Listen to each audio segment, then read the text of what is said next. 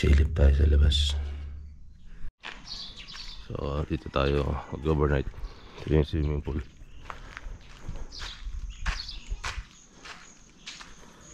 Silip tayo dun sa may dagat. So time check 5:34 ng umaga.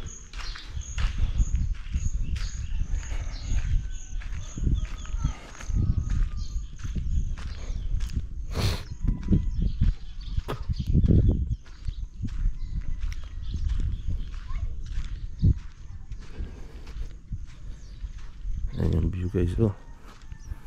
Ang pinaka-the-best talaga pagka gising mo sa umaga,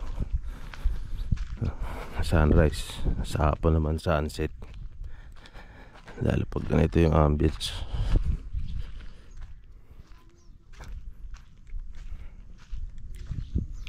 Yung mga kubo nila.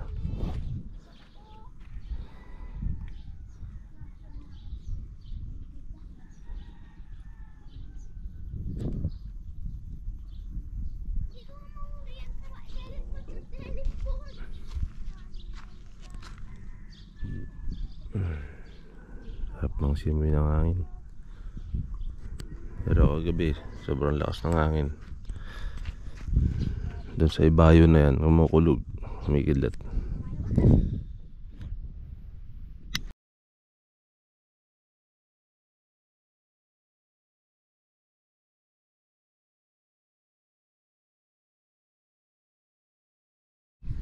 So ayun, kaya yung sunrise.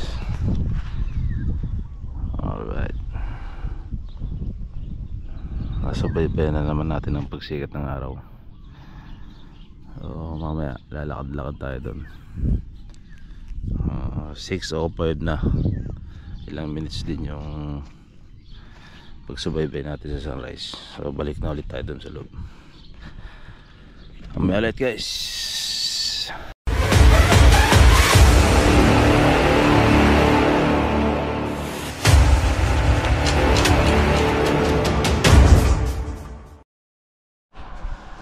So ito, pack up. Uwian na tayo. Sarap matulog dito, ang lamig, grabe. So ang rate pala na ito guys, 4K. Sama na yung pool doon sa labas. Yun. Pati yung sa kubo. Sama na yung kubo.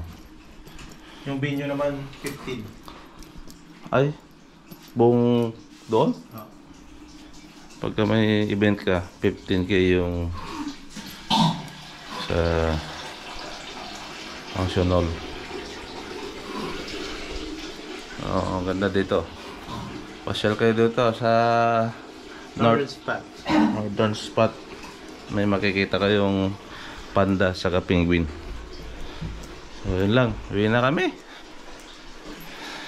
Ang lamig dito sa Northern Spot. Ano masasabi mo? Ayos na ito. Kulala na.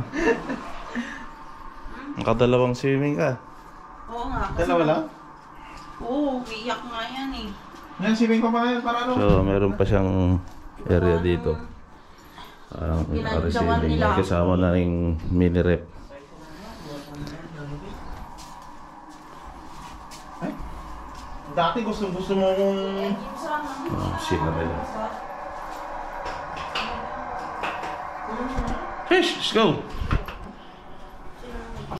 So, ito muna gamitin natin guys. Naiwan si Stilmax sa bahay. Driver muna tayo ngayon. 4 wheels, let's go!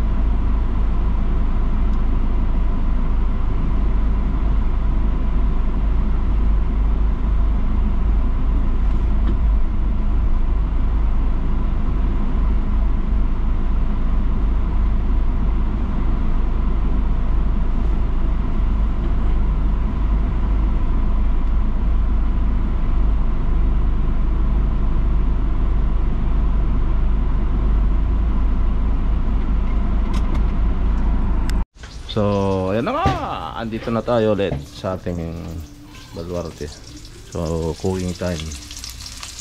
Ting ting ting. Na. Ay, pwede. Pero kunti lang kasi maalat. Ayan na lang ang pang-asin. Let's go. Bubuka. Nasaan na yung ano? Kain tayo mga ka-cooking good. Oh. Mum. Sarap. Ito yung paksiw. Tapos may talbos ng kamote.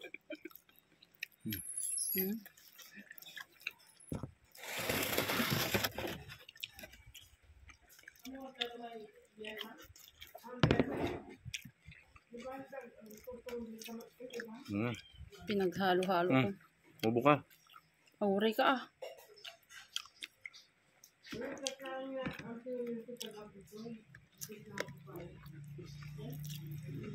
Akin.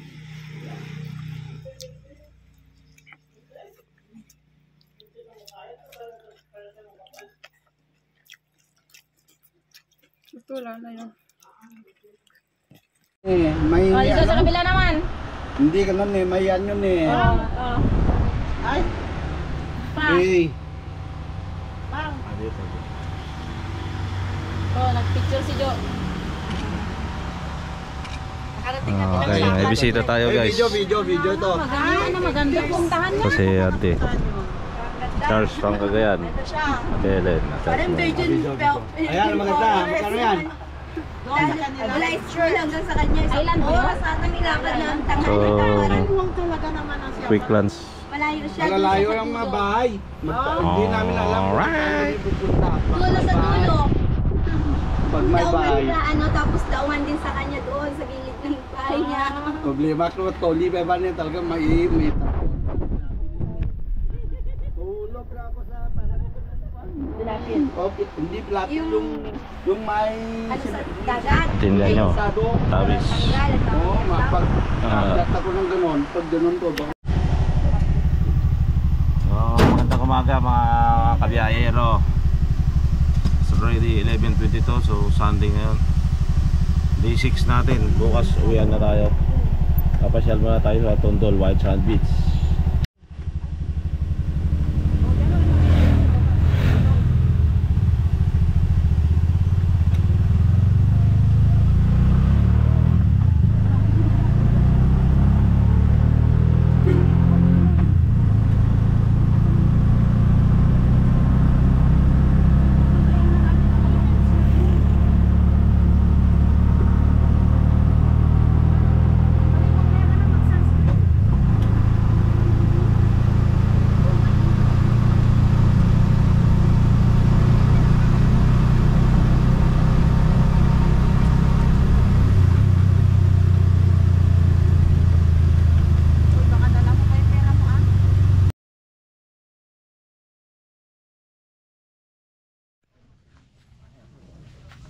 Dito na tayo sa Tondol, White Sand Beach. Ito yung uncle kong gwapo. Pinapay. Kunam na rabong tata. Tinay pa, rabong nga. Kuray ngaro, kuray. Mawala kuray kasi. Tondol, White Sand Beach. Alright, let's go.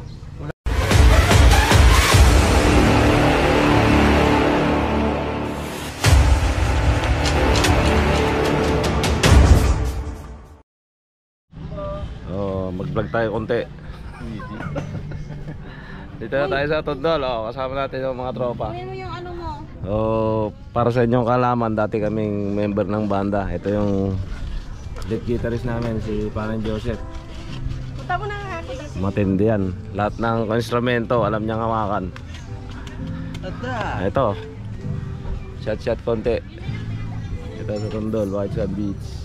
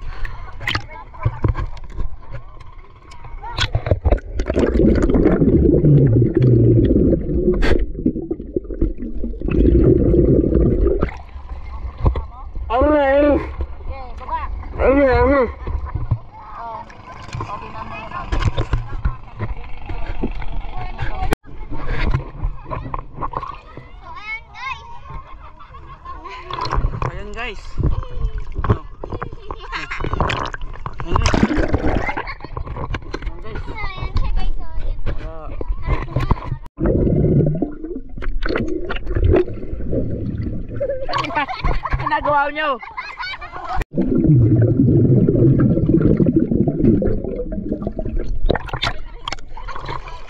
Sabi ko kay mama, hindi ko grade, ano na, ay grade. Hindi dapat first year na siya. No. Ano?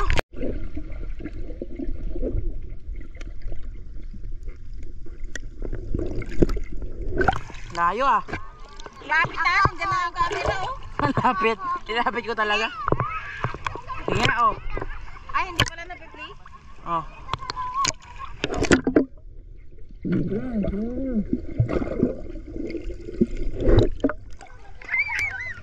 Ang sakit ng pimples ko. Siyempre, nalalagyan ng ano, alat. Hapde.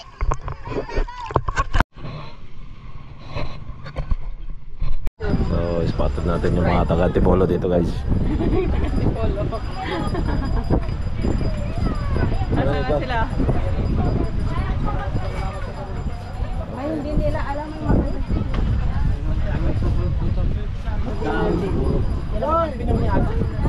Di ba isong Galing ko ba rin? Gusto mo? Luwang ko no? Paano may luwang ako no? Tungko.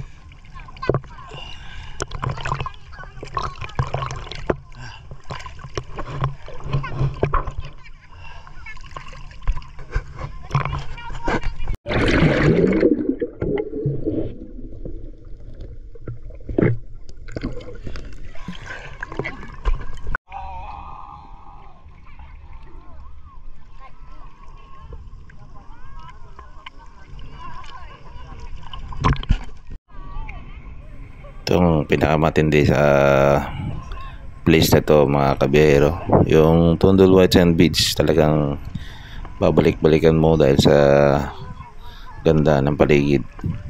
Ayan, tingnan nyo maigi, makiramdaman nyo ang inyong makikita dito sa Tondo White Sand Beach. So ang ganda. Ito yung kailangan bago ka umuwi ng Maynila, maligo ka muna rito para dala-dala mo sa iyong pagbiyahe itong napakagandang Tondo White Sand Beach.